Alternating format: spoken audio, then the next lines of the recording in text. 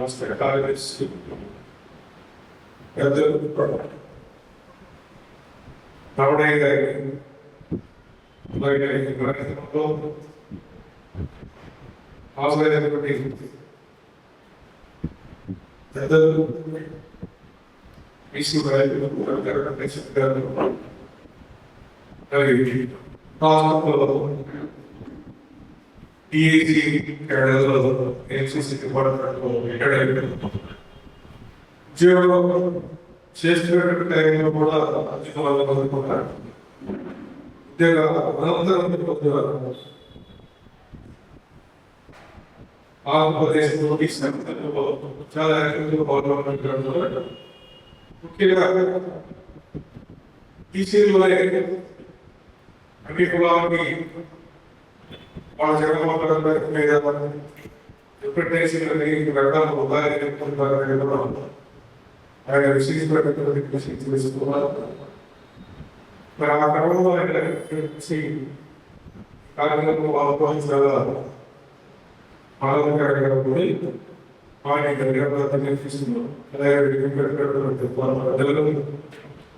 కార్యక్రమంలో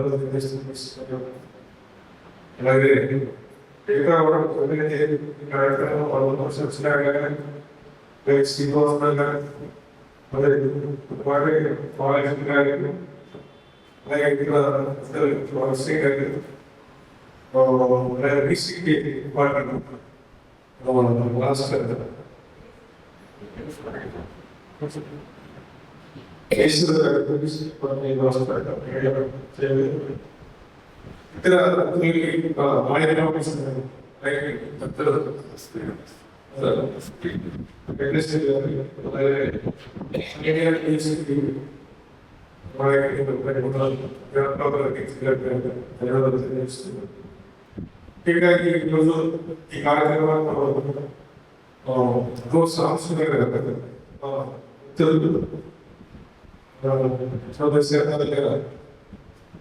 కలిసి ఈ భారతదేశంలో అన్ని విషయాల్లో కూడా చేస్తున్నాం.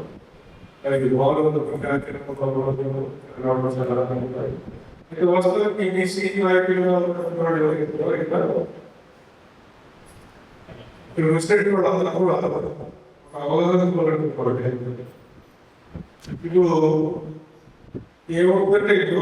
బీసీ నాయకులు బీసీ నాయకులు స్వతంత్రంగా కలిగాయి.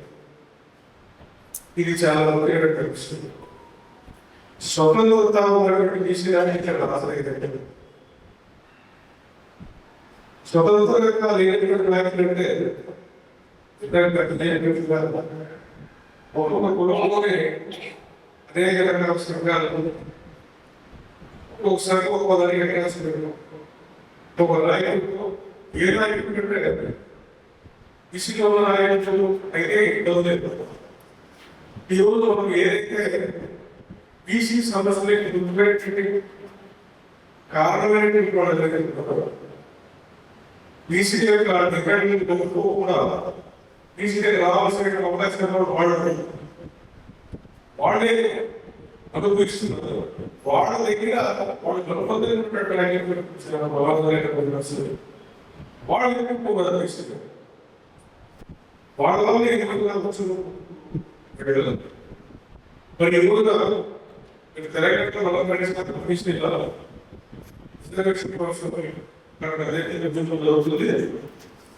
అయితే ఎవరి వచ్చింది అంటే అది 50% బీసీ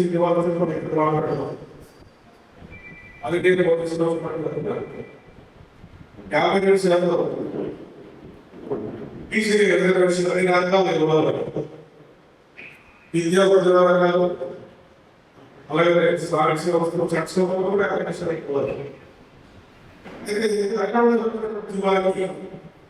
ఇక్కడ మాట్లాడడం ఏంటంటే గవర్నమెంట్ స్థానం రిజర్వేషన్లు ఇవ్వాలని ముందుగా నిర్ణయించినటువంటి కాంగ్రెస్ పార్టీ ఆ తర్వాత జనాభాకి వేసిన తర్వాత కూడా కాంగ్రెస్ జనాభా గడించి ఇది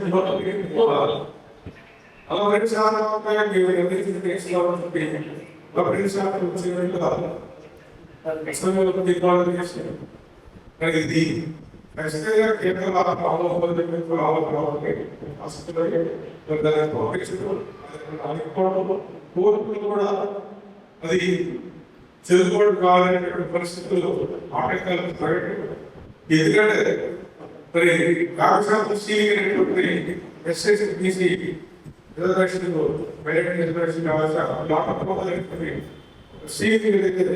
సుప్రీంకోర్టు విధించిన దానికి భూమి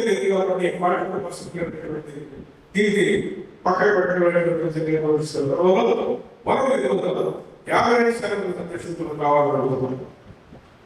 52% అంటే మరి 2024 ఫిబ్రవరి మార్చి మాసాలలో ఇటువంటి వైసీపీ ప్రభుత్వం జగన్మోహన్ రెడ్డి మరి ఈ రాష్ట్రంలో నిర్వహించినటువంటి ఆ ప్రోగ్రాంలో ఉన్నటువంటి అంశాలు దాని నుండి వాటిని బయట తీసుకుని రాలేదు ప్రోగ్రాం చేసినటువంటి అయినా కూడా మంచినటువంటి ఆ ప్రోగ్రాం సంపాదించినటువంటి 50% తీసుకు ఈ రాష్ట్రంలో ఆ లేఖలకు వారి ఈ రోజు ముఖ్యంగా 50% రిజర్వేషన్లు ఇవ్వాలనేటువంటి డిమాండ్ వస్తున్నా ఉంటే ప్రధానంగా ఏంటంటే జనాభా ప్రాతిపదికన ఉద్దేశం. మరి ఏదైతే ప్రధానమంత్రి మోడీ గారి మరి ఈరోజు దేశంలో చేసి మరి తర్వాత బీసీకి ఆ సభ తెలిసిన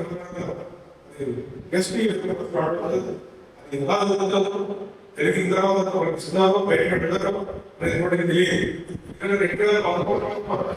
జరిగింది. అప్పుడు కాంగ్రెస్ ప్రభుత్వం చేసి దాన్ని బయట పెట్టాలి. ఆ బయట పెట్టే కాంగ్రెస్ ప్రభుత్వం పోయింది, బీజేపీ ప్రభుత్వం వచ్చి తీసుకురావచ్చు. కాబట్టి ఏంటంటే ఉదాహరణలో దాన్ని ఇటువంటి సదాస్తి కోసం ప్రభుత్వం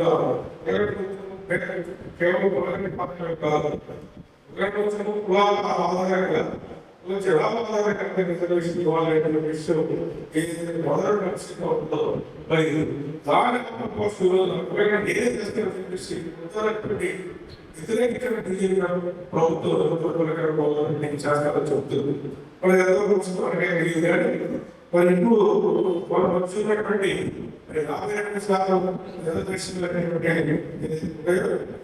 ఇవి సాధించుకోవాలంటే బీసీలందరూ కూడా ఐక్యంగా పుస్తకాలని పక్కన పెట్టి లేదా అన్ని కుల సంఘాలతో కలిసి ఉమ్మడి ఐక్యంగా కింద ఉద్యోగం చేసే అవసరం ఉంటే దీనికి అన్ని రాజకీయ పక్షాలు కూడా మద్దతు ఇవ్వాల్సిన అవసరం ఉంది.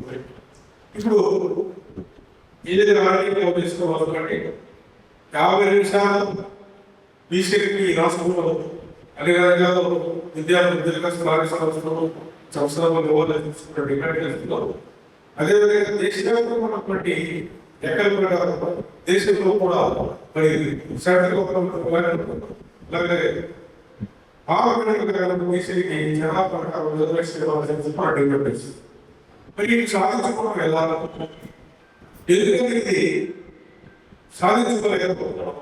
ఈ డిమాండ్ కొత్తగా వచ్చిన డిమాండ్ ఏది కాదు. ఎప్పుడు తీసుకోవాలనేటువంటి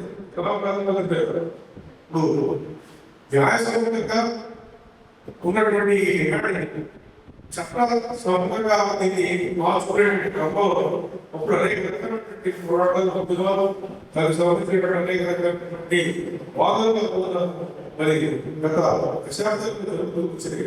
లేకపోతే చెప్పినటువంటి పద్ధతిలో మరి 28 శాతం చూపినటువంటి వచ్చినటువంటి రిజర్వేషన్ మండల శ్రీనివాసులు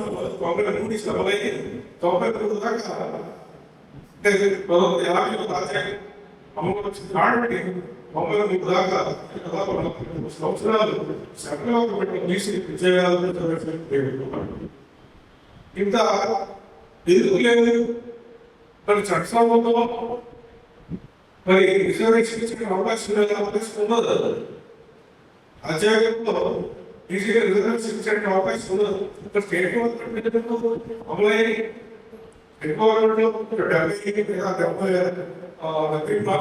70 దశల నుంచి స్టేట్ గవర్నమెంట్ ఆ దేశంలో రాష్ట్రంలో ఈ రిజర్వేషన్ అమలు మరి సెంట్రల్ గవర్నమెంట్ ఇది కావాలి 93లో మరి ఈపీసీ వచ్చిన తర్వాత ఈపీసీ మరొకరి అమలు చేస్తారని కూడా మరి పోలీస్ సంబంధపట్టి రాజకీయ రాజకీయాలతో బయటకు వచ్చింది కూడా పెట్టుకోవాలి. అప్పుడు ఈపీసీ కూడా ఆ రోజున చేయలేదు. ఆ రోజున మరి ఆలస్యంగా ఈ మండల కమిటీ సిఫార్సు ఉండేది. అయితే సెంట్రల్ గవర్నమెంట్ లో 13 సంవత్సరాలు అలాగే ఇప్పుడు మనం ఏదైతే మనం డిబేట్ చేసేస్తామో అసలు ప్రభుత్వాలు ఇస్తారా? ఈ ప్రభుత్వాలు ఏదైతే ప్రభుత్వాలు చంద్రబాబు గారు ఈ ప్రభుత్వం జనాభా ఇస్తారా? ఒకసారి మనం ఆలోచన చేయాలి. ఇప్పుడు చంద్రబాబు నాయుడు స్టేట్ తీసుకుంటే మరి చంద్రబాబు నాయుడు గారు మరి 34% పారిశ్రామికంలో ఇస్తున్నారు. దానికి సంబంధించినటువంటి విషయాలు ఏమి మాట్లాడలేదు. అంతేకాదు బీసీలో లక్ష చట్టాలు తీసుకొస్తారు. దాని గురించి ఏం మాట్లాడుకుంటా మరి రాబోయేటువంటి స్థానిక సంస్థల ఎన్నికలకి మరి ఆయన నుంచి దానికి సంబంధించినటువంటి ఆయన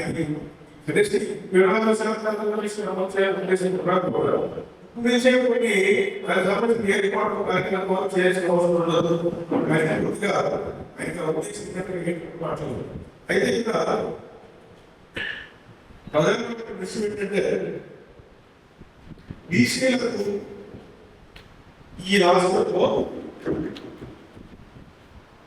బీసీల జనాభా ప్రకారం రిజర్వేషన్ రావాలంటే మనం ఏం చేయాలో కేవలం ఉద్యోగం చేయడం మాత్రమే కాదు, గవర్నమెంట్ ఉద్యోగం చేయాలా, అసలు ఇష్టం లేదా, యువత ఏం చేయాలి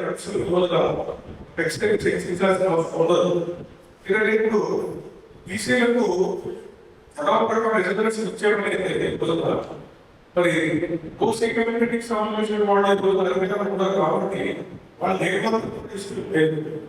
బీసీలని కేవలం ఎన్నికలకు ఓడవడం లేకపోతే ఎన్నికలకు ఓటు వేసుకోవడానికి బీసీ ప్రచారం చేసి మన ఓటు వేసుకోవడం కానీ వాళ్ళు సిద్ధంతో సంబంధించినటువంటి ఏ కార్యక్రమాలు చేయలేదు.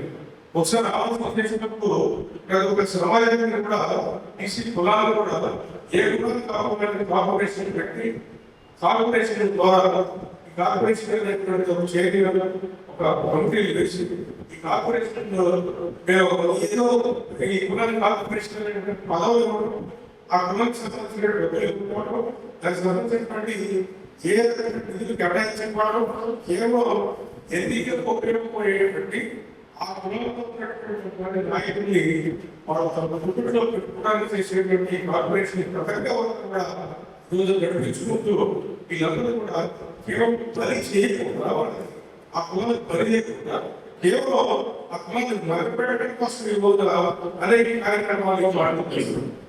చంద్రబాబు నాయుడు చేస్తున్నారు, ముందు జగన్మోహన్ రెడ్డి చేస్తున్నారు. వీళ్ళిద్దరు కూడా చేసే కార్యక్రమాలు ఏంటంటే పీసీని పీసీకి ఇవ్వకుండా ఇచ్చినట్టు నడిచేసడం.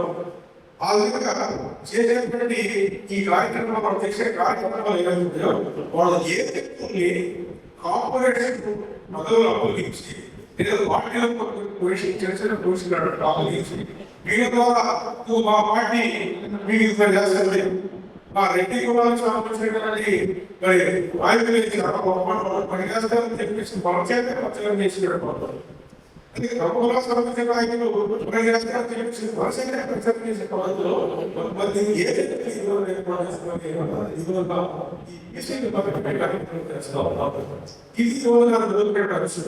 ఒకసారి ఆలోచన చేస్తే మరి బీసీకి జనాభా చేయబడితే ఇంకా సమాజానికి రెడ్డి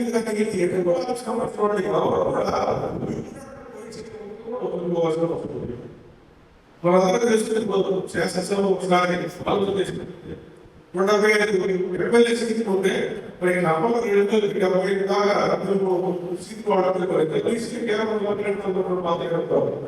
జనాభా ఇచ్చేటైతే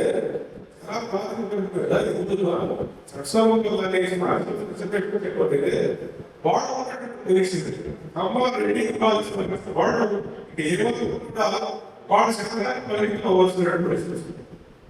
అంటే ఈరోజు నమ్మకం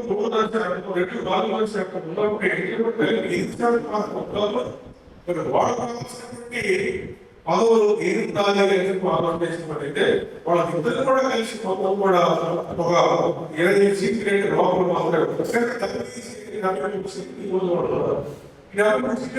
సీట్లన్నీ కూడా దాదాపుగా 40 సీట్లు 35 సీట్లు కూడా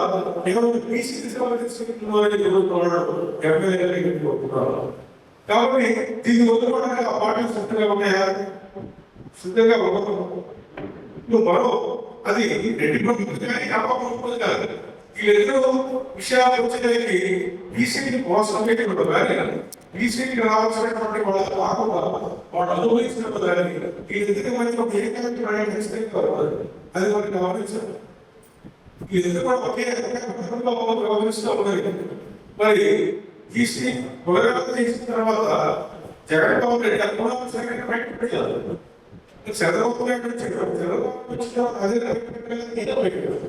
ఎందుకంటే తెలుస్తుంది మరి మా జగన్మోహన్ వెయ్యి కుటుంబం అడుగుతారు ఏదో తీసుకొని రావాలా ఈ విషయాలు వీళ్ళిద్దరూ ఉండలేదు. కాబట్టి ఈ కంపానికి ఎన్ని పార్టీలు మనకు అనుకుంటున్నటువంటి ఈ భయంకరమైనటువంటి పెద్ద ప్రక్షాళన కమ్మూరు వ్యతిరేకంగా వాళ్ళు ఒక సూడో బయట ఏదో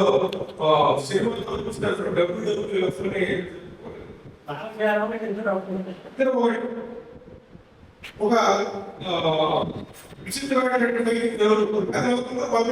కోసం లేకపోతే మనకి చాలా విషయాలు మరి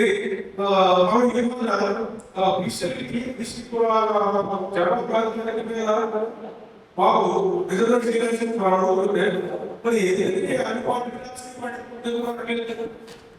మరి టీడీపీ కూడా విషయం రావాలి వచ్చి టీడీ ప్రభుత్వం అడగాలి కదా. మరి వైసీపీ ప్రభుత్వం అప్పుడు అడగాలి కదా. అంటే ఈ రెండు కూడా బీసీ ఆ విషయాన్ని గమనించుకోవచ్చు. డేటా వచ్చే ఏదైనా నచ్చుకోవచ్చు కానీ బీసీకి కావాలి ఈ మాట ఆ మాట ఈ మాట ఏదైనా చూడదు. ఎందుకంటే జనాభా కూడా పూర్తిగా బయలుదేరి కాబట్టి ఈ రెండు పార్టీలు ఒకటైన అంశాన్ని ప్రజలకు తెలియజేసే కార్యక్రమం మనం చేసినట్టు అవసరం ఉంటుంది. కాబట్టి ఈ రెండు పార్టీలు ఎక్కువ మరి రెండు పార్టీలు ఈ రెండు పార్టీలు అత్యంత అవసరాలు రాజకీయ సమస్య అనేటువంటి అతిగా పరిష్కారానికి మీకు ఒక పరిష్కారం మార్గం మరి బీసీ జనాభా ఎందుకంటే వైసీపీ దానికి వాళ్ళ ప్రభుత్వం వైసీపీ ప్రభుత్వం రాకుండా ఈ విధంగా బీసీ నిర్దేశంలో గుర్తుగా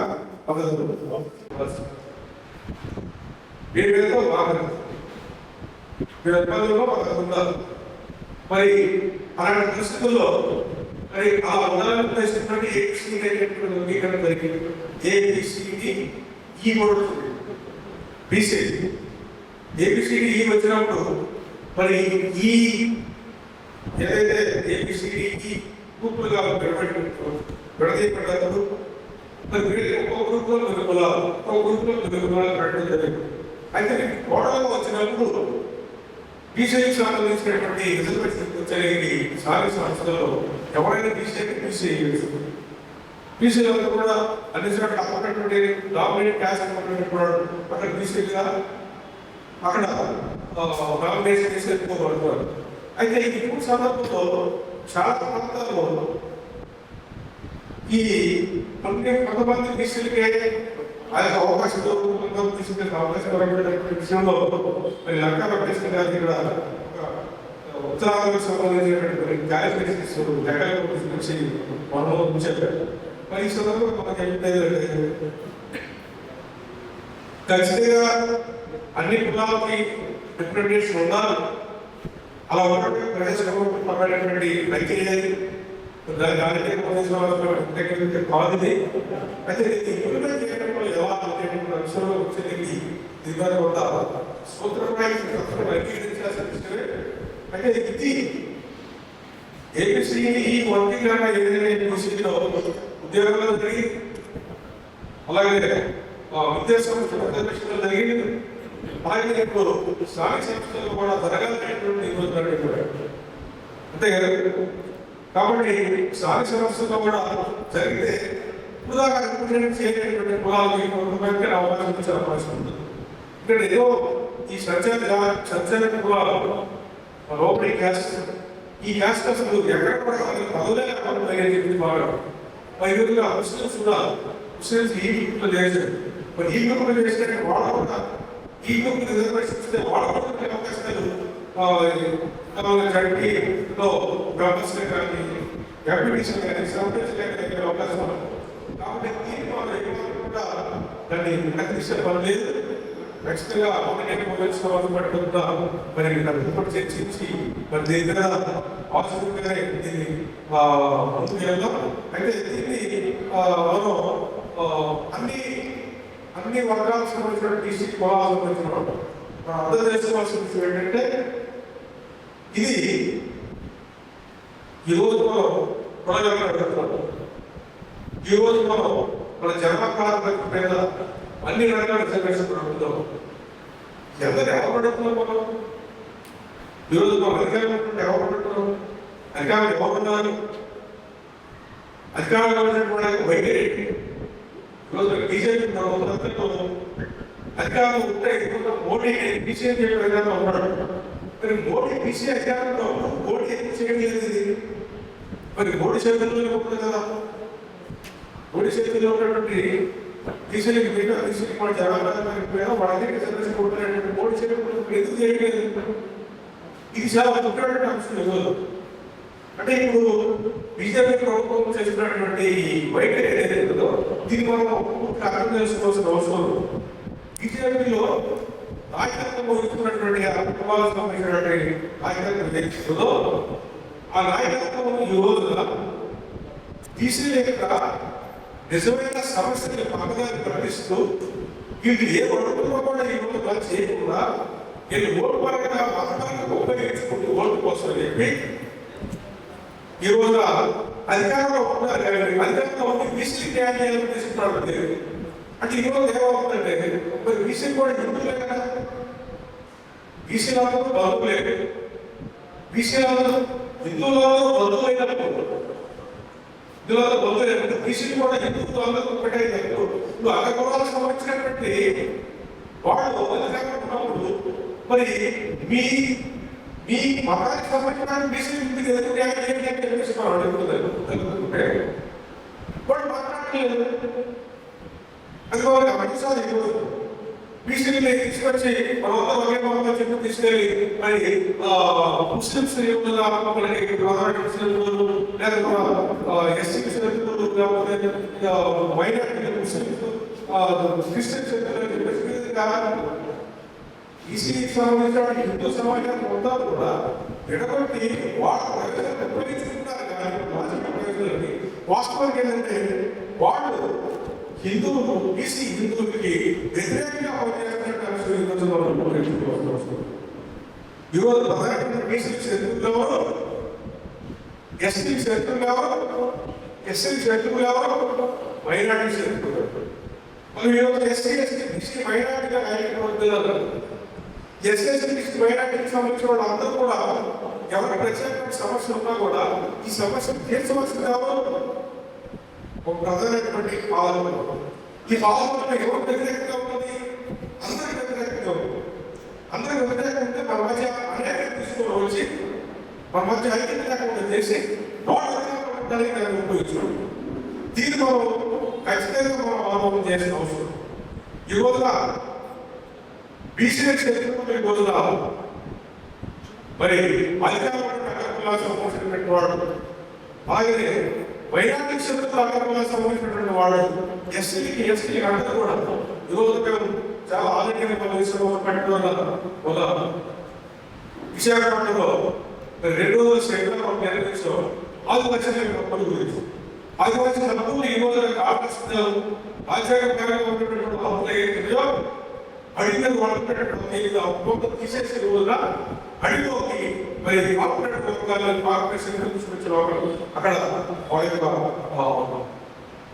ఈ ఆదివాసీ విధానం కూడా రాష్ట్రం చేసే రోజున మరి కార్పొరేషన్ అడిగి ఆమోదిస్తున్నారు. ఎవరు చేస్తారు? ఇది అగ్రకుల సంబంధించినటువంటి పాల్గొనగలరు కదా. ఇప్పుడు వాళ్ళ శత్రువులు ఎస్టీ ఆదివాసీ పాల్గొనగలరు. పాల్గొనగలరు ఎవరు? అక్కడ సంబంధించినటువంటి వాడు.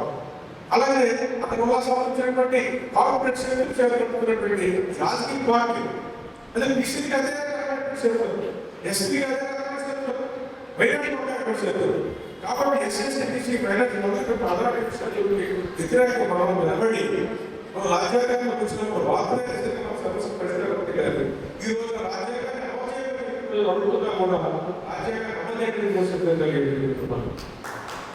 రాజ్యాంగాన్ని అమలు చేయాలి అని మనం ఎప్పుడైతే మనం అంటున్నామో రాజ్యాంగాన్ని అమలు చేసేటువంటి వాడు ఎవరైతే వాడు చేయలేదో ఆ స్థానంలో ఆ స్థానంలో తెలియజేటువంటి కార్యక్రమాన్ని మనం బలోపేతం చేస్తూ కూడా మనం ఎప్పటికీ కూడా ఈ దేశంలో మనకి న్యాయం జరగదు. అధికారం వచ్చినప్పుడు న్యాయం జరగదు. ఈ రాజకీయ పార్టీ పెట్టుకున్నది ఏ రాజకీయ పార్టీ పెట్టుకున్నా ఎవరు చేసుకున్నా కూడా అధికారంలో రావడం కోసం కమల రాజకీయ పార్టీ పెట్టుకుని అధికారంలోకి వచ్చారు. ఎన్నికల రాజకీయ పార్టీ అధికారంలోకి వచ్చారు. ఈ దేశంలో బ్రాహ్మణులందరూ కూడా ఈరోజు బీజేపీ నడుస్తున్నారు. బ్రాహ్మణ బలిగా మరి కాంగ్రెస్ పార్టీ నడుపుతున్నారు. మరి ఈ వర్గాలు సంబంధించిన కూడా వాడు ఒక ప్రయోజనం కోసం రాజకీయ పార్టీ పెడుతున్నప్పుడు మనం ఒక ప్రయోజనం కోసం రాజకీయ పార్టీ నడుపుకోకపోతే ఆ కాలంలో ఎస్ఎస్సీ మైనార్టీలను కూడా రాజకీయ విలువలతో ముందుకెళ్ళకపోతే మా సమస్యలు పరిష్కారం కావు. ఈ విషయాన్ని మనం అమలు చేసుకోవాల్సిన అవసరం ఉందని మీకు మనం చేస్తున్నారు. అలాగే ముఖ్యంగా యువత ప్రధానమైన అంశం మరొకటి ఈ బీసీ రిజర్వేషన్ ఇవ్వకుండా బీసీకి జనాభా రిజర్వేషన్ ఇవ్వకుండా 10% ఈడబ్ల్యూఎస్ రిజర్వేషన్ ఇచ్చారు. 10% ఈడబ్ల్యూఎస్ రిజర్వేషన్ ఇచ్చిన దాకా నిర్ణయిస్తున్నారు. ఆల్ ఇండియా మధ్యస్థ పార్టీ అంతా ఈడబ్ల్యూఎస్ రిజర్వేషన్ క్యాన్సిల్ చేయాలని రద్దు చేయాలని డిమాండ్ చేస్తారు. అంతేకాదు ఇది చాలా వ్యతిరేకమైనటువంటి రిజర్వేషన్ లేదు. చట్ట వ్యతిరేక రిజర్వేషన్ లేదు. ఒకవైపు బీసీ రిజర్వేషన్ పెంచుతామంటే మీరేమంటున్నారు? సుప్రీంకోర్టులో సీలింగ్ పెట్టిన సుప్రీంకోర్టు 50% రిజర్వేషన్ రావడానికి వీలు జరుగుతున్నారు కాబట్టి ఈ రిజర్వేషన్ పెంచడానికి వీలేదు. అంతే కదా కలెక్టర్ గవర్నమెంట్ శాఖ రిజర్వేషన్ పెట్టుకున్నాయి. బీహార్ కుమార్ గవర్నమెంట్ ఎలక్షన్ ముందు మరి 65% రిజర్వేషన్ ఇస్తే దాన్ని కూడా మరి హైకోర్టు పక్కన పెట్టారు. ఇప్పుడు ఉన్నటువంటి సమస్య ఏంటంటే సుప్రీంకోర్టులో ఉన్నటువంటి ఏదైతే సీలింగ్ పెట్టిందో దాని చట్టం ద్వారా మార్చాలి చెప్తే మరి దాని కాబట్టి ఇదంతా కూడా వాళ్ళంతా కూడా బాగా వాళ్ళంతా కూడా ఏదో అవకాశం కాబట్టి ఎన్నికల పరిష్కారం ఈ రోజున మనం ఈ డిమాండ్ ఏదైతే ఈ ప్రభుత్వం ఈ ప్రభుత్వానికి ఇష్టపడదు. ఈ ప్రభుత్వం ఎన్నికలు అంగీకరించుకో ఈ డిమాండ్ అనేది సాధించడానికి మన ఈరోజు ఐక్యంగా రాజకీయ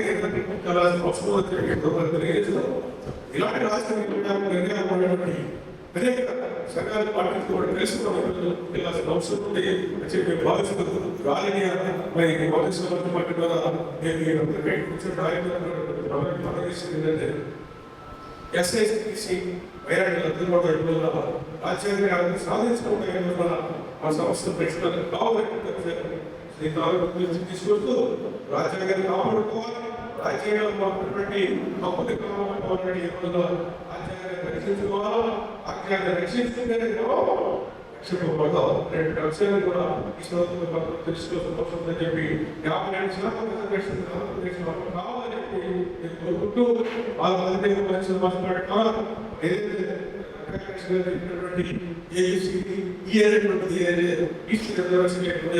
స్థానిక సంస్థలు కూడా అమలు చేయాలని కూడా దాన్ని కూడా పరిశీలించి పద్ధతిగా కూడా నిర్ణయం చేస్తామని తెలియజేస్తూ